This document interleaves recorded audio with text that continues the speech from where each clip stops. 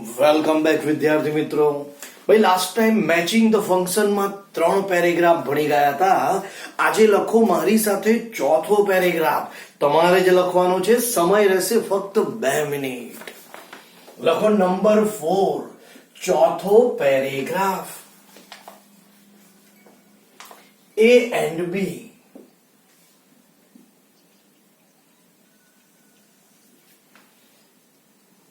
બધા વિદ્યાર્થી મારી સાથે લખશે. I have to finish.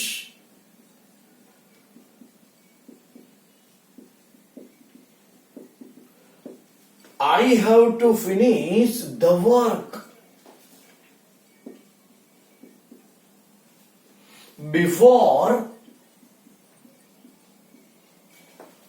6 p.m. Second, दो रचना.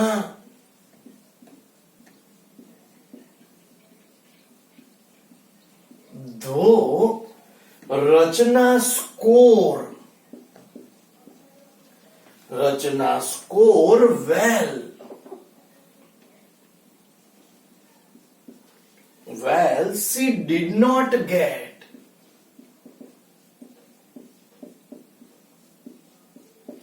She did not get admission. Full point. Number 3, Porbandar.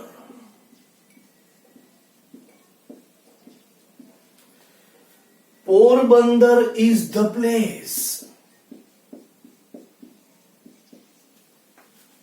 where Gandhiji born.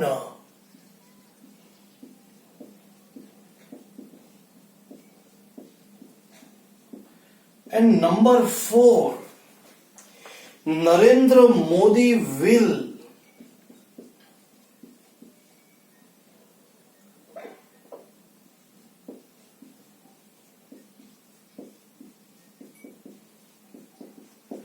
Narendra Modi will become our next PM.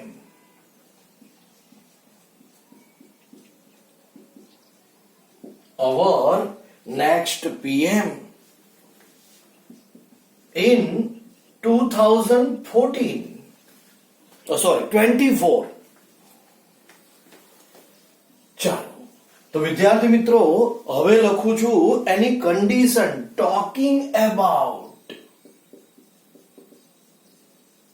talking about future. Number B, talking about place. Talking about place. C, showing compulsion. Showing compulsion. And last, showing contrast. Showing contrast. તો વિદ્યાર્થી મિત્રો 2 મિનિટનો સમય તમારો સમય શરૂ થઈ ગયો છે.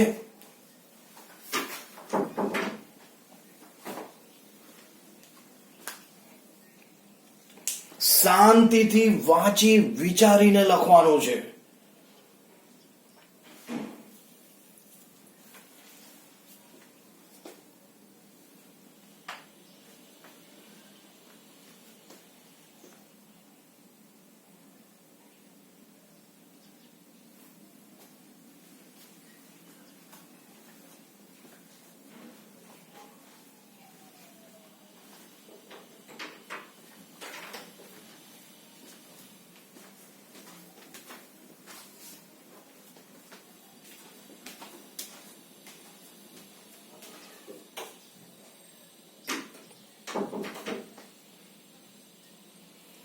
તો વિદ્યાર્થી મિત્રો તમારી 1 મિનિટ પૂર્ણ થઈ ગઈ છે, બીજી મિનિટ સ્ટાર્ટ થઈ ગઈ છે.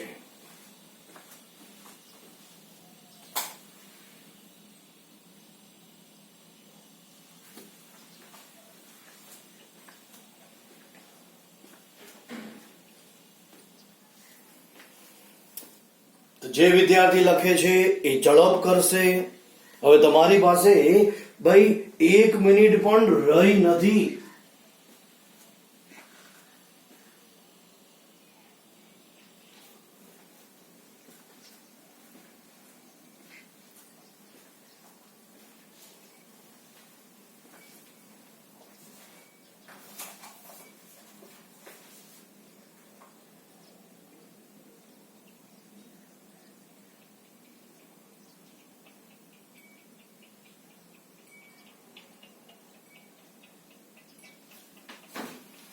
તો વિદ્યાર્થી મિત્રો, ટાઈમ ઇઝ ઓવર. 2 મિનિટનો સમય જે મેં તમને આપ્યો તો ફિનિશ થઈ ગયો. ચાલો ભાઈ આપણે પહેલા જોઈ લઈએ ટોકિંગ અબાઉટ ફ્યુચર. હંમેશા કન્ડિશન જોવાની, એટલે ભવિષ્યની વાત કરી હોય તમે જુઓ એટલે તમને ભવિષ્ય ખબર પડે જ. ટોકિંગ અબાઉટ પ્લેસ, કોઈ સ્થળ કે જગ્યાની વાત કરી હોય. ભાઈ શોઈંગ કમ્પલ્સન, ફરજિયાત. હજી બી કહું, શોઈંગ કમ્પલ્સન એટલે મસ્ટ. વિદ્યાર્થીઓ, મસ્ટ વાળું જ વાક્ય આવે, ન કરો તો ના ચાલે. અને શોઈંગ કોન્ટ્રાસ્ટ, બધાને ખબર છે કોન્ટ્રાસ્ટ એટલે બે વાક્યમાં વિરોધાભાસ. તો પહેલું વાંચો, I have to finish work before 6 PM. ભાઈ એવું કે છે I have to finish the work before 6 PM. ભાઈ મારે 6 વાગ્યા પહેલા કામ પૂરું કરવું છે. યાદ રાખજો, આ હેવ ટુ છે ને, that is the must. Have to, મારે પૂરું જ કરવું છે. આને કહેવાય ભાઈ તમે શું બોલ્યા, શોઈંગ કમ્પલ્સન. મેં હમણાં કહ્યું મસ્ટ. હા, મસ્ટ વાળા વાક્ય બહુ પૂછાય, પણ વાક્ય વાંચો, હેવ ટુ ફિનિશ, પૂરું કરવું જ છે. એનો મિનિંગ ભાઈ અહીંયા તમને કમ્પલ્સન એટલે પહેલો જવાબ આવે સી. વિદ્યાર્થીઓ, વાક્ય વાંચવાની કોઈ જરૂર નથી. કોઈ બી વાક્યમાં but, yet, still, though, although, even though, in spite of, આ બધું જોઈ જાઓ એટલે બે વાક્યમાં વિરોધાભાસ. ગુજરાતી બી નહીં કરવાનું. ધો એટલે વિરોધાભાસ, જેને કોન્ટ્રાસ્ટ એટલે કે D. Porbandar is a place. ભાઈ આ ઉદાહરણો હંમેશા વારંવાર કંજક્શનમાં બી ભણાવું છું અને વારંવાર બોર્ડમાં કે પરીક્ષામાં પૂછાય છે. પ્લેસ એટલે સ્થળ. તો ટોકિંગ અબાઉટ પ્લેસ, તો આ જવાબ તમારો રહેશે બી. અને આને વાંચો તો, Narendra Modi will become hour next PM in 2024, જેને કહેવાય ફ્યુચર. તો જે વિદ્યાર્થીએ મારા જેવું લખ્યું હોય એને 4 માર્ક્સ મળી ગયા. તો આ હતો ભાઈ ચોથો પેરેગ્રાફ. લખો 5મો પેરેગ્રાફ. ભાઈ દરેક જણ જવાબ ચેક કરી લે. ભૂલ હોય તો કઈ વાંધો નહીં, સુધારી લો, પણ ભૂલ હોય તો યાદ રાખજો એ ભૂલ કઈ રીતે પડી. કારણ કે હંમેશા હું વારંવાર સમજાવું છું. ચાલો, A and B.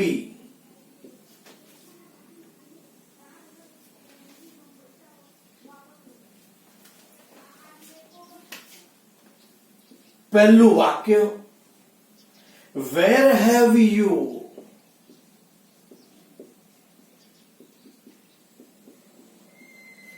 Where have you seen that bike? Question mark. Number 2, Meena should.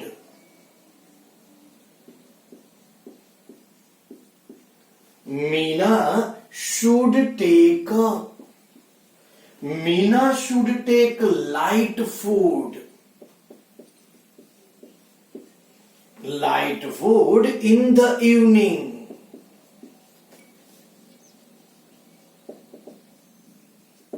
Number 3, congratulations.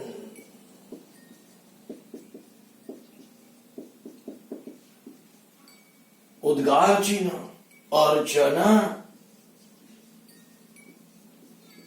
And number 4, we usually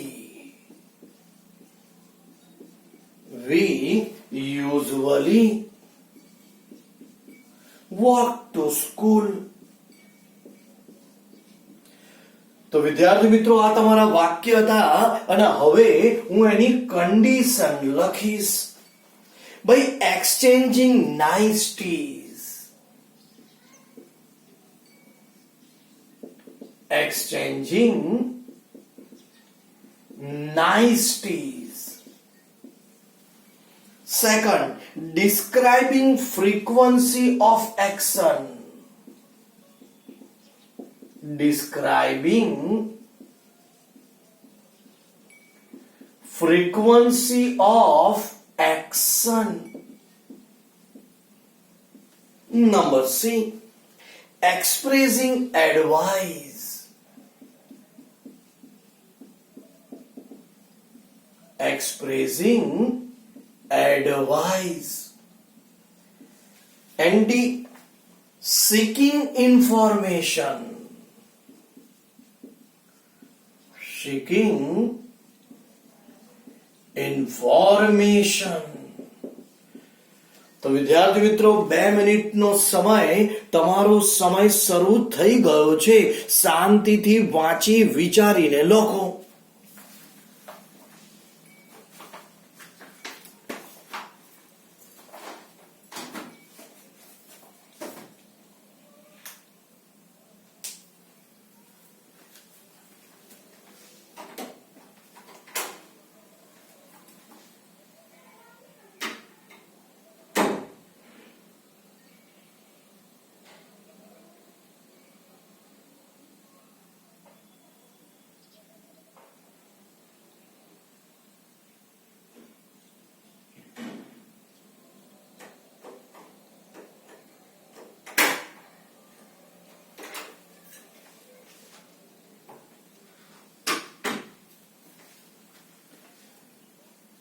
તો વિદ્યાર્થી મિત્રો તમારી 1 મિનિટ પૂર્ણ થઈ ગઈ છે.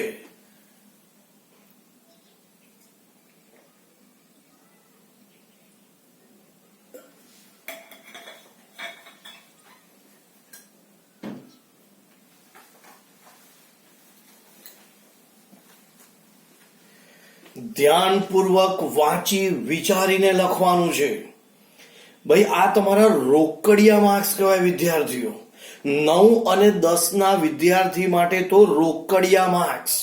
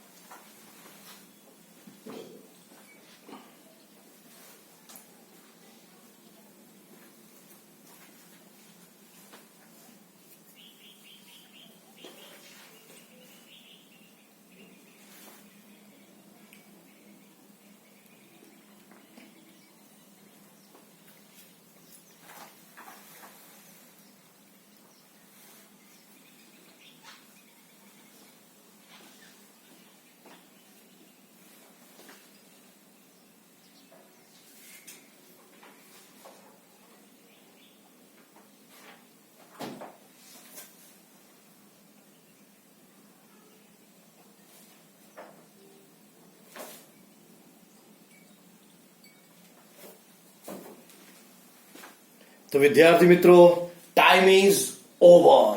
ભાઈ તમારો 2 મિનિટનો સમય પૂર્ણ થઈ ગયો. ચાલો બધાનું ધ્યાન બોર્ડ ઉપર. ભાઈ પહેલું તો એક્સચેન્જિંગ નાઇસીટીઝ. વિદ્યાર્થી મિત્રો હું રિવિઝન એટલા માટે કરાવું તમને યાદ રહે. નાઇસીસ્ટ એટલે એવા શબ્દ બોલો કે સામેવાળા વ્યક્તિને સાંભળ્યા પછી આનંદ થાય, એ ખુશ થાય, એને ગમે એવા શબ્દોને કહેવાય નાઇસીટીઝ. જેને આપણે પ્લીઝેન્ટ્રીઝ બીજો વર્ડ વાપરીએ છીએ. ભાઈ ડિસ્ક્રાઇબિંગ ફ્રીક્વન્સી ઓફ એક્શન. યાદ રાખજો અડધા વાક્યમાં બધું બહુ જરૂરી છે. ભાઈ એક્શન એટલે કોઈ બી કામ કરવામાં આવે. હવે કામ એટલે કેવું? ભાઈ વાક્ય સાદા વર્તમાન કાળમાં જનરલી જોવા મળશે. અને સાદો વર્તમાન કાળ એટલે always, often, usually, generally, ever, never, sometime.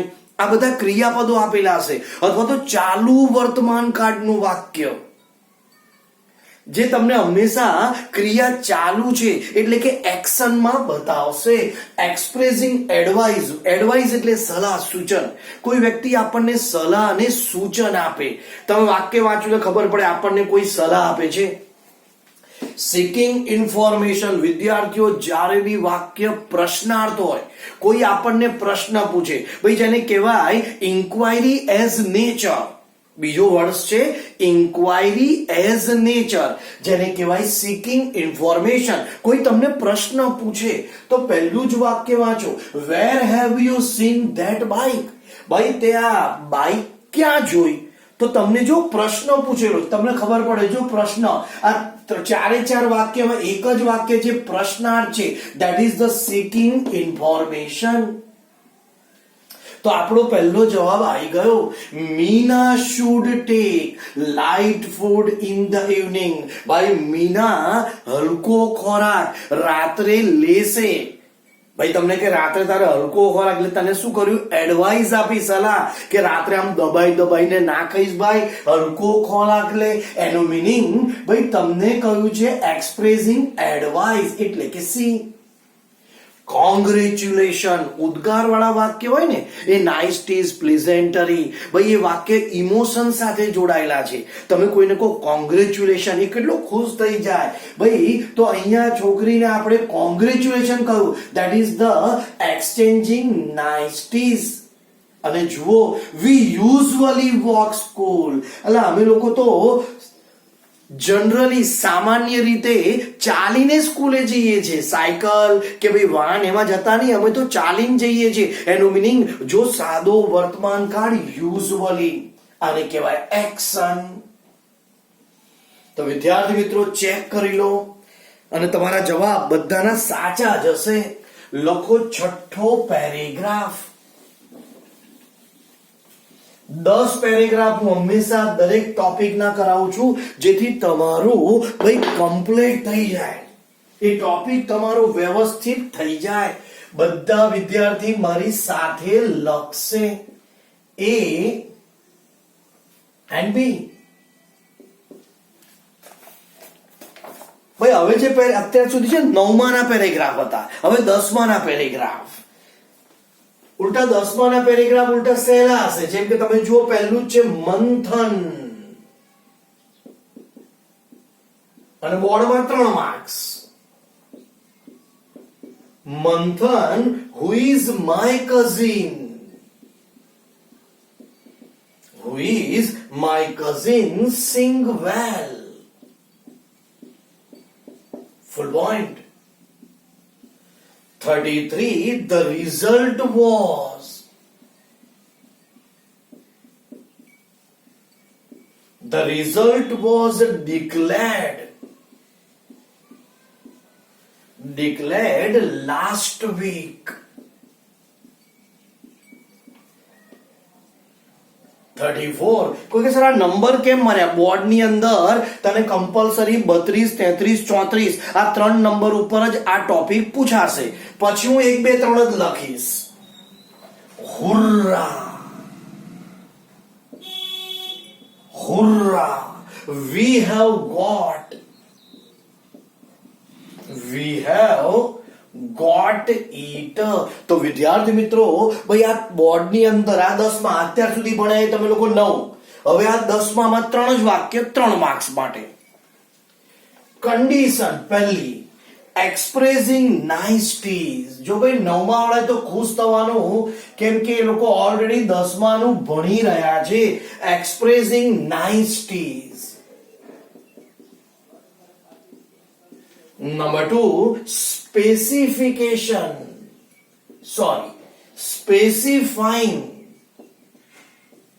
specifying location. C, describing person.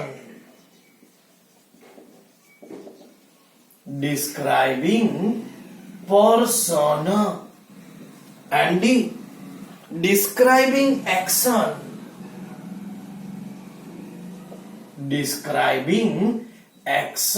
તો વિદ્યાર્થી મિત્રો 2 મિનિટનો સમય શરૂ થઈ ગયો છે. હવે 2 મિનિટ ના અપાય, 1.5 મિનિટ આપીશ. 3 વાક્ય છે.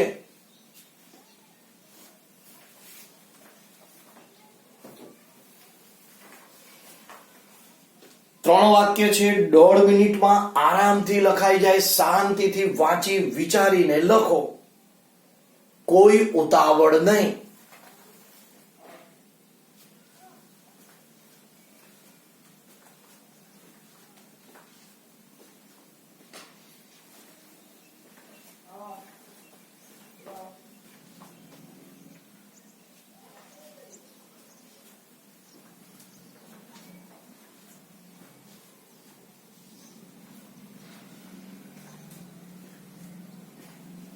તો વિદ્યાર્થી મિત્રો તમારી 1 મિનિટ પૂર્ણ થઈ ગઈ છે અને 1.5 મિનિટ આપી છે એટલે બીજી અડધી મિનિટ શરૂ થઈ ગઈ છે. જનરલી લખાઈ ગયું હશે.